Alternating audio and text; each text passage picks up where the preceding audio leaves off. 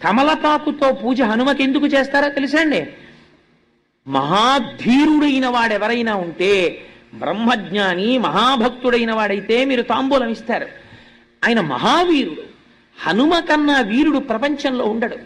ఎందుకని అంటే హనుమకి అసలు ఆయుధం లేదు, ఆయనకి రూపాలున్నాయి. ఒక్కొక్కసారి దాసాంజనేయుడుగా ఉంటాడు, అప్పుడు పరమభక్తితో ఇలా ఉంటాడు. ఒక్కొక్కసారి ఉగ్రాంజనేయుడుగా ఉంటాడు.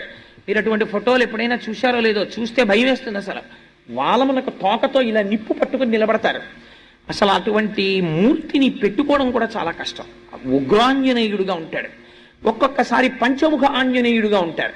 అదేమిటంటే ఆంజనేయుడికి అలా శిరస్సులు ఉంటాయా అని మీరు తెల్లబోతారు. అసలు ఇప్పుడు నేను ఆ స్వరూపాల గురించి చెప్తే అదో 9 రోజుల ప్రసంగం, అందుకని నేను వాటి జోలికి వెళ్ళను, కేవలం ప్రస్తావన మాత్రం చేస్తానంతే. అందుకని పంచముఖ ఆంజనేయుడు అని ఉంటారు, అది ఒక స్వరూపం. ఇవన్నీ ఎవరు?